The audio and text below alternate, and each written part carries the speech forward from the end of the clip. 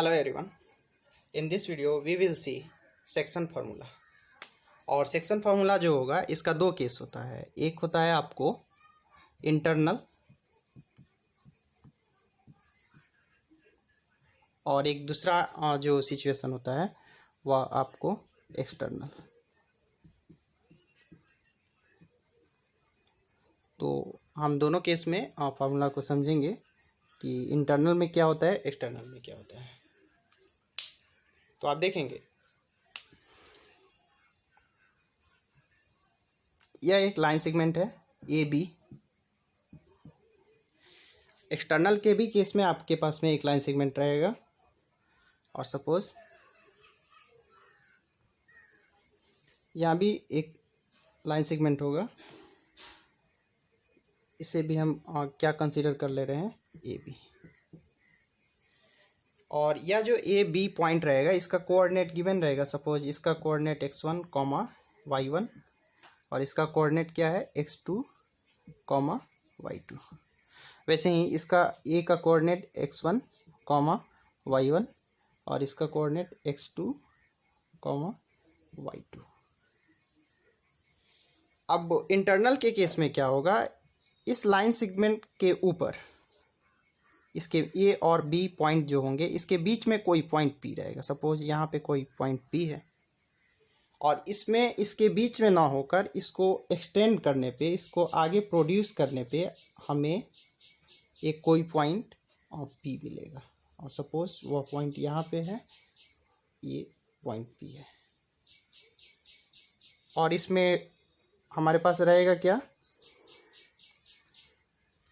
A P और P B. A P और ratio P B, इन दोनों का जो रेशियो होगा वह क्या होगा, m/n होगा। दोनों ही केस में यह सेम रहेगा।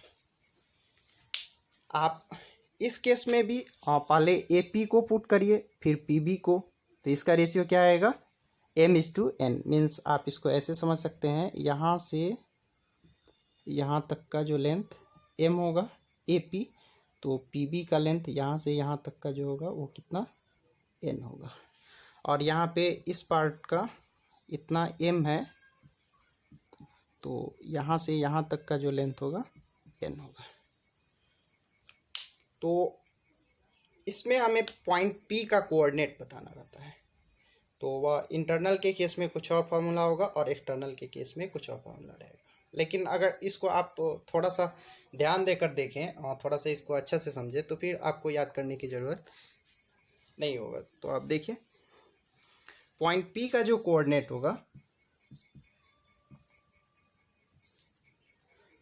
देखिए M से इस साइड में मीन्स क्रॉस करना है, हमें क्या करना है, ऐसे और इधर से ऐसे ऐसे मल्टीप्लाई करना है।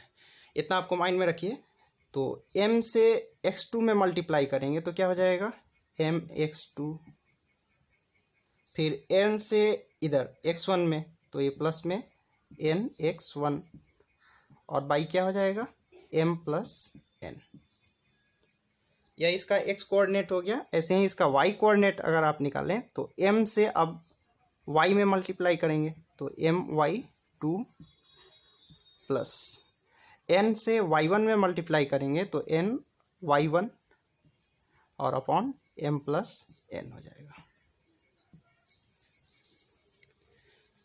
ये हमारा इंटरनल के केस में होगा। अब एक्सटर्नल के केस में हम पॉइंट P का कोऑर्डिनेट फाइंड आउट करें तो वह कितना होगा, तो देखिए फिर वही कंसेप्ट यूज करना है, हमें क्रॉस टाइप से ही यहाँ भी मल्टीप्लाई करना है। तो m से इधर मल्टीप्लाई करेंगे और n से इधर, तो m से x2 में मल्टीप्लाई करेंगे तो क्या होगा, mx2। और यहाँ जो प्लस हो रहा था उसको हम यहाँ माइनस कर देंगे तो mx2 माइनस nxn nx1 होगा। और बाई में यहाँ प्लस था तो यहाँ माइनस हो जाएगा। बस इतना माइंड में रखिए, इसमें प्लस होगा तो इसमें माइनस कर देंगे। तो यहाँ क्या हो जाएगा, my2 और माइनस ny1 और बाई m-n। यह सेक्शन फार्मूला रहा। लेकिन इतना कैसे हो जाता है, तो इसके प्रूफ के लिए आपको डिस्क्रिप्शन में एक लिंक गिवन है, उसको देख सकते हैं कि ये जो पॉइंट पी का कोऑर्डिनेट होगा इतना कैसे होगा, और एक्सटर्नल के केस में पॉइंट पी का कोऑर्डिनेट इतना कैसे होगा। लिंक में इसका एक्सप्लेनेशन गिवन है, आप उसके थ्रू समझ सकते हैं। Thank you for watching. I hope section formula को आप समझ लिए होंगे।